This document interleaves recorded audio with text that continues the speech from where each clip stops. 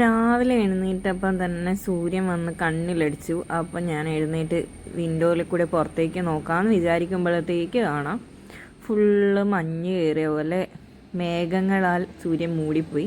അത് കഴിഞ്ഞ് വിചാരിച്ചു അമ്പലത്തിൽ പോകാമെന്ന്. അങ്ങനെ ഞാനും അമ്മയും കൂടി റെഡിയായി അമ്പലത്തിലേക്ക് പോയി.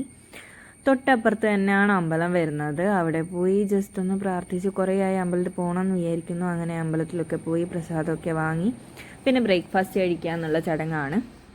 അപ്പം തൊട്ടടുത്ത് തന്നെ ഒരു റോയൽ ഹോട്ടലുണ്ട്. അവിടെ നിന്നാണ് ഞങ്ങൾ അധികം ഫുഡ് കഴിക്കുന്നത്. ബ്രേക്ക്ഫാസ്റ്റും ലഞ്ചും അങ്ങനത്തെ സംഭവമൊക്കെ അവിടെ നിന്ന് കഴിക്കുക. അങ്ങനെ ദോശയും ചട്നിയും ഒക്കെ കഴിച്ചു, ചായയൊക്കെ കുടിച്ച് നേരെ റൂമിൽ വന്നിരുന്നു. എനിക്ക് പ്രത്യേകിച്ച് പണിയൊന്നും ഇല്ലാത്തതുകൊണ്ട് ഇങ്ങനെ തുന്നിക്കൊണ്ടേയിരുന്നു.